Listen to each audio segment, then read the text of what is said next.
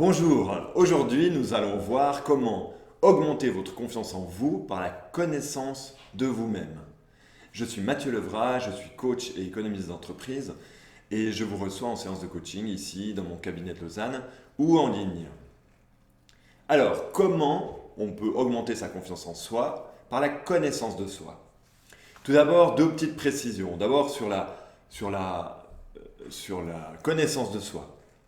On est dans une société qui ne valorise pas tellement l'immatériel. On est dans une société utilitariste, productiviste, et on est beaucoup plus incité à faire et à produire qu'à réfléchir sur soi, qu'à aller dans l'introspection. Et donc on n'est pas incité à faire un travail de connaissance de soi. C'est dommage parce que la connaissance de soi, à mon avis, est à la base d'énormément de choses. Et notamment, on peut s'en servir pour augmenter sa confiance en soi. Moi, dans mon métier de coach, j'utilise énormément la connaissance de soi. Pour moi, c'est la base de tout développement solide et pérenne. Voilà, donc je vous incite vraiment à mettre de la valeur sur la connaissance de vous-même et à y investir un minimum de temps, voire d'argent. Voilà. Et puis deuxième précision, c'est la confiance en soi. Alors là, on va parler de connaissance de soi, mais dans le but d'augmenter la confiance en soi. En quoi c'est intéressant, je voulais juste préciser en quoi c'est intéressant d'augmenter sa confiance en soi. Ça peut paraître banal, enfin une lapalissade, mais je vais quand même l'expliquer. Donc, augmenter sa confiance en soi, ça permet plus d'aisance, dans plus de circonstances différentes, ça permet d'être capable d'agir plus facilement, notamment quand des opportunités se présentent. Parfois, il faut saisir l'opportunité rapidement et avoir plus confiance en soi permet d'avoir moins peur, de ne pas temporiser par rapport au moment où passe l'opportunité, de la saisir et d'y aller sans trop se poser de questions parce qu'on est confiant que même si c'est quelque chose de nouveau, même si c'est quelque chose de différent, qu'on n'a pas l'habitude de faire, eh bien on y va, on est confiant. La confiance en vous, l'augmentation de la confiance en vous, ça va aussi vous rendre plus attrayant, plus attractif. Et être plus attractif, c'est pas seulement intéressant dans le domaine sentimental, c'est vraiment intéressant aussi dans le domaine social, dans le domaine amical. C'est intéressant aussi d'être plus attirant aux yeux de partenaires professionnels, aux yeux d'employeurs potentiels. Bref, il y a vraiment tout à gagner à augmenter sa confiance en soi. Voilà, alors on va avoir trois façons d'utiliser la connaissance de soi pour augmenter sa confiance en soi. Alors la première, c'est de travailler, je dirais, le versant positif, le versant, tout ce qui vous permet de renforcer votre estime de vous-même. C'est-à-dire de faire une recherche sur vos valeurs, sur donc ce qui est important pour vous, ce qui compte vraiment pour vous, ce qui vous nourrit. Ça, ce sont vos valeurs. Peut-être que vous les savez en partie, mais ça vaut la peine de vraiment mettre à plat quelles sont vos valeurs et quelles sont vos valeurs aujourd'hui. Bien faire attention avec les valeurs évidemment les grands idéaux comme la liberté, comme l'amour, comme le respect, etc. On peut avoir l'impression qu'on y adhère forcément. Là, ce qui est nécessaire de faire, c'est vraiment de trouver vos valeurs hautes, vos valeurs numéro un. Des choses qui vous nourrissent vraiment de l'intérieur quand vous y êtes connecté. Il y a vos valeurs, il y a vos qualités humaines, vos compétences, les choses que vous avez acquises, que ce soit professionnel ou pas, vos talents. Les talents, c'est quelque chose, parfois c'est nécessaire de demander à son entourage quels sont nos talents, parce que les talents, contrairement aux compétences, ne sont pas, on ne les a pas acquis, on les a naturellement. Et souvent, on a l'impression que ce n'est pas, que c'est rien de particulier. Et on peut avoir aussi l'impression que ce que nous, on sait très bien faire naturellement, tout le monde sait très bien le faire. Et c'est faux. Donc, quels sont vos talents, de questionner votre entourage. Et en fait, voilà, c'est une recherche sur, en gros, vos, vos qualités, vos qualités et vos valeurs. Tout ça, ça va permettre de renforcer votre estime de vous-même et de vous dire, au bout du compte, au bout de ce travail, je sais qui je suis et une autre phrase à quoi ça peut aboutir, c'est je vois la valeur que j'ai. Et ces deux phrases, elles vont pouvoir vous permettre de vous remémorer ce travail que vous aurez fait dans des moments où vous êtes peut-être un peu déstabilisé par rapport à d'autres personnes, par exemple, et vous allez pouvoir vous dire, vous recentrer en vous disant, je sais qui je suis, je sais que moi j'ai telle et telle valeur, je sais que c'est important pour moi, je sais aussi que je sais faire ceci, je sais faire cela, j'ai tel talent, je ne suis pas n'importe qui, pas dans le sens je me vante et je me prends pour plus que les autres, mais vraiment dans le sens j'ai une base, je suis debout, stable sur une base solide que je connais. Et ça fait que j'ai le droit d'être là, j'ai ma place, autant que les autres, et voilà, et j'ai le droit d'amener ce que j'ai à amener. Voilà. Maintenant, on va voir la connaissance de vous en explorant un autre champ qui est, là, peut-être un petit peu plus difficile, c'est vos zones d'ombre, vos défauts.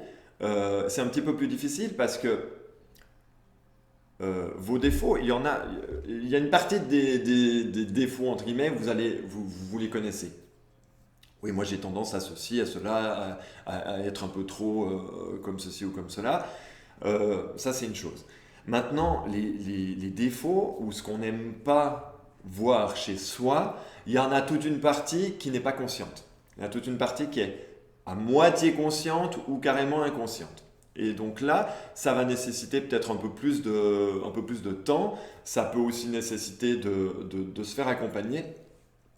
Et là, en fait, l'idée, c'est d'arriver, avant tout ce qu'on a parlé, tout ce que je vous ai expliqué sur le versant positif, donc sur vos qualités, vos compétences, vos talents, etc., c'était pour renforcer l'estime de vous-même, qui est un pilier de la confiance en soi. Là, on va plus travailler sur l'amour de vous-même et le réel amour de vous-même. C'est pas juste je m'aime pour ce qui est sympa chez moi, notamment les qualités et les talents, etc. Mais je m'aime de manière complète, c'est-à-dire je m'accepte comme je suis pour ce que j'aime chez moi et aussi pour ce que j'aime pas chez moi. Et ça, c'est du vrai amour. C'est du vrai amour quand on prend tout et qu'on accepte tout. Et donc là, il va s'agir d'aller voir vos parts d'ombre, voir ce que vous n'acceptez pas chez vous.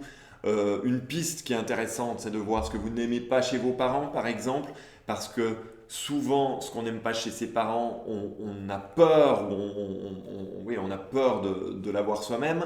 Et donc, regardez ce que vous n'aimez pas chez vos parents et observez-vous, est-ce qu'il y a une part de ça ou une variante de ça chez vous.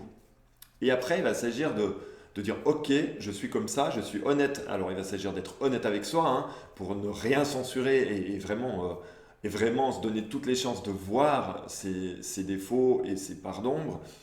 Et ensuite de se dire ok, moi j'ai ça, j'aime pas tellement ça chez moi.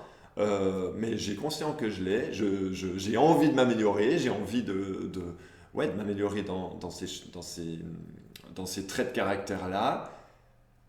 Et en attendant, je m'accepte comme je suis, j'ai pas besoin d'être parfait, il n'y a aucune raison, personne n'est parfait, et je m'accepte complètement avec mes qualités que j'ai aussi recherchées, mais aussi ces choses que j'aime pas. Voilà, donc ça va augmenter votre amour de vous-même, qui est un autre pilier de la confiance en soi.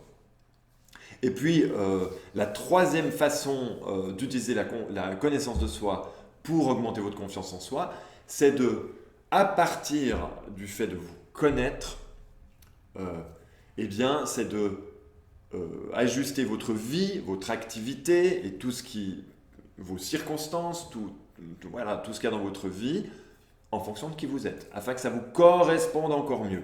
Ça vous correspond déjà en partie, Mais après vous connaître encore mieux, vous allez être capable d'ajuster des éléments de votre vie, peut-être des personnes, il y a peut-être des personnes que vous n'aurez plus tellement envie de voir, il y aura d'autres personnes de qui vous aurez envie de vous rapprocher, peut-être que votre travail vous le ferez un petit peu différemment afin qu'il vous corresponde mieux, etc. Et donc cet ajustement de votre activité et de votre vie, ça va faire que vous serez plus dans votre élément, donc plus d'aisance, plus facile à... Enfin, ce qui dit plus d'aisance dit plus de confiance en vous. Euh, Ça va aussi vous permettre, comme vous serez dans quelque chose qui vous correspond mieux et que vous avez plus d'aisance, ben vous allez plus facilement agir. Et pour renforcer sa confiance en soi, l'action est un facteur primordial.